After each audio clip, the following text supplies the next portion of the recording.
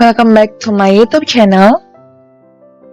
Kali ini aku mau berbagi tentang simple future tense. Oh ya, untuk tense series kali ini adalah mungkin yang terakhir ya untuk video yang aku buat, karena untuk tenses yang aku jelasin seperti ini secara detail satu persatu per video hanya tenses yang sering dipakai untuk sehari-hari, dan selebihnya aku tetap bahas tapi tidak per video seperti ini.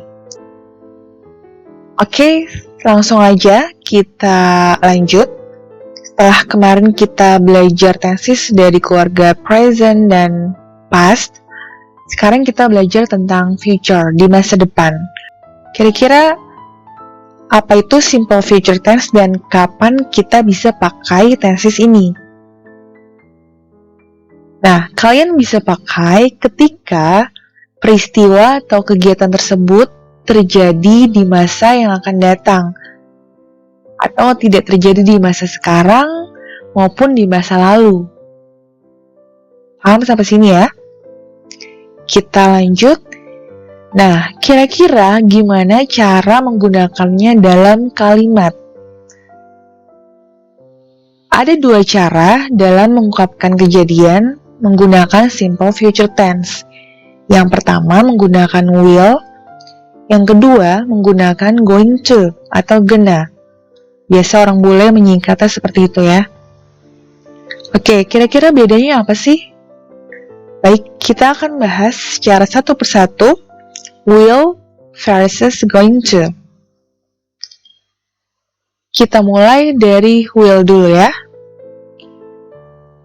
Will dipakai ketika menyatakan suatu keputusan yang secara spontan atau dadakan. Jadi kalian tidak harus berpikir dulu atau merencanakan sebelumnya, atau dari jauh hari misalnya. Contoh situasi kayak di rumah nih, misalnya ada telepon berdering. Lalu kalian spontan kan mau mengangkat, kalian bilang ke ibu kalian atau orang di rumah, "Oke, aku aja yang angkat. Oke, I will pick it up." Atau tiba-tiba AC mati. Lalu kalian spontan berpikir, "Aduh, kayaknya enaknya gue mau buka pintu aja nih, biar gak gerah gitu. Oke, I will open the door," misalnya. Itu spontan kan, karena situation gitu. Oke, selanjutnya prediksi tanpa bukti. Jadi kayak cuma pendapat aja gitu, nggak akurat. Misalnya nih, oh kayaknya si A nggak akan masuk nih, dia belum ngerjain PR.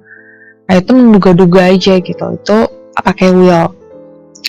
Atau janji, misalnya kamu menjanjikan ke teman kamu bakal nemenin dia keliling mall untuk shopping misalnya nanti malam.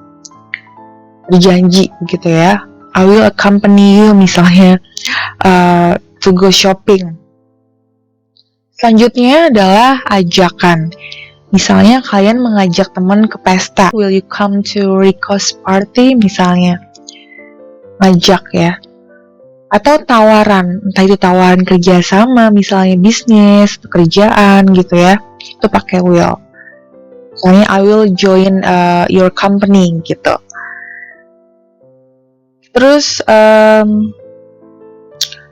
permintaan, misalnya request, mau minta tolong melakukan sesuatu atau minta tolong ngambilin sesuatu, misalnya kamu ketinggalan tas di toilet atau handphone, kamu minta tolong teman kamu misalnya, will you take my mobile phone misalnya in the toilet. Selanjutnya adalah going to. Ini dipakai ketika suatu keputusan itu direncanakan secara baik dan matang. Misalnya, kalian mau berlibur ke luar negeri atau ke Bali bulan depan, atau tahun depan misalnya. Dan kalian sudah beli tiket dari jauh hari, misalnya dari sekarang perginya tahun depan, atau sudah booking hotel malah. Dan sudah merencanakan kira-kira jadwalnya kalian mau kemana-kemana. Nah, itu sudah fix, tinggal nunggu berangkat, itu pakai going to. Oke. Misalnya, I'm going to Bali next year. Oke, selanjutnya prediksi tapi pakai bukti. Misalnya kayak tadi teman sekelas kamu nggak masuk, terus kamu bilang si A kayaknya nggak akan masuk hari ini karena dia belum ngerjain PR. Nah, mungkin semalamnya atau tadi pagi si A bilang ke si B SMS atau telepon, kayaknya gue gak masuk nih, soalnya belum ngerjain PR, belum selesai gitu. Ternyata bener gak masuk. Nah, itu kan ada bukti tuh di SMS atau telepon gitu. Itu bisa pakai going to. Ya. Oke, selanjutnya kita bahas gimana cara menggunakan will ini dalam kalimat. Kita mulai dari kalimat positif. Polanya subjek, lalu semua subjek kayak they, we, I, you, he, she, it, itu pakai will, lalu diikuti verb one. Contoh, she will come to Rina's party tomorrow. Oke. Selanjutnya kalimat negatif. Polanya sama, hanya ada tambahan not setelah will. Misalnya, she will not come to Rina's party soon. Nah, sekarang waktu simple future bisa soon, bisa tomorrow gitu ya, bisa next day. Oke, selanjutnya kalimat pertanyaan. Nah, kalimat pertanyaan ini aku udah pernah jelaskan di video sebelumnya. Setiap tenses itu kalau kalimat pertanyaan bisa dua jenis, yang long answer sama yang short. Nah, kita bahas yang short answer dulu nih ya. Untuk pola dibalik aja, will-nya di awal, lalu diikuti subject, lalu verb one. Oke, misalnya, will she come to Rina's party tomorrow morning? Jadi will-nya di awal ya. Nah, untuk yang long answer 5W1H tinggal ditaruh di awal sebelum will, setelah itu polanya sama. Jadi 5W1H-nya di awal. Misalnya kamu sesuaikan mau nanya apa. Jam berapa? Misalnya jam berapa dia akan datang ke pestanya si Rina nanti malam. Berarti tinggal tambahkan what time. What time will she come to Rina's party tomorrow? Atau tonight? Oke, selanjutnya untuk going to. Kalimat positif. Nah, untuk kalimat going to ini mirip dengan present continuous nih. Jadi ada to be gitulah, ada verb ing-nya. Nah, ini juga sama, subjek, polanya lalu diikuti to be, is, am, are. Oke. Nah, bedanya ini ada to-nya. Gitu. Going to. Jadi selalu going to.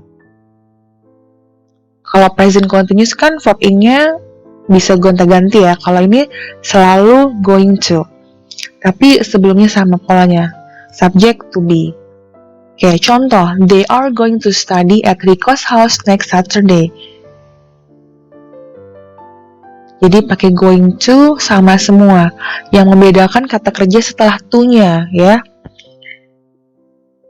Nah, jadi setelah to itu ada kata kerja ke satu. Nah, ini yang ngebedain ini. Ya, yang berubah. Kalau going to tetap.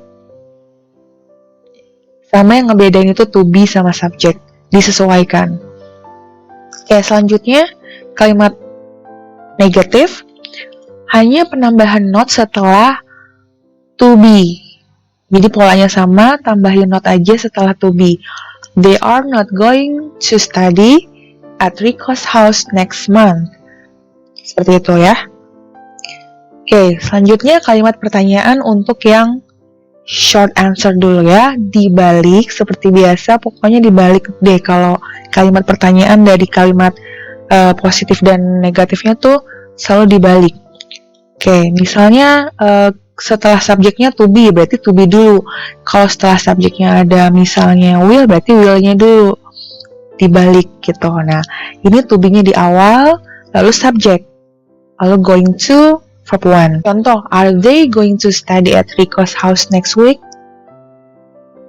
Oke, untuk kalimat yang agak panjangnya jawabannya misalnya long answer, kita pakai 5W1H seperti biasa sebelum to be.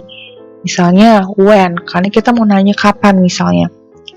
Tinggal tambahkan when, lalu setelah itu polanya sama kayak yang short answer tadi. Jadi misalnya gini, when are they going to study at Rico's house? Jadi ada when di awal. Aku tambahkan note sekali lagi ya untuk pengingat. Untuk subjek I, itu to be-nya am. Untuk they, we, you, to be-nya itu are. Untuk he, she, it, pakainya is. Nah, kalau kalian masih bingung, silahkan tulis di kolom komentar. Dan kalau menurut kalian video ini sangat bermanfaat, silahkan share ke teman kalian juga yang sama-sama membutuhkan. Dan jangan lupa like video ini kalau kalian suka. Oke, sampai ketemu di video aku selanjutnya. Bye-bye!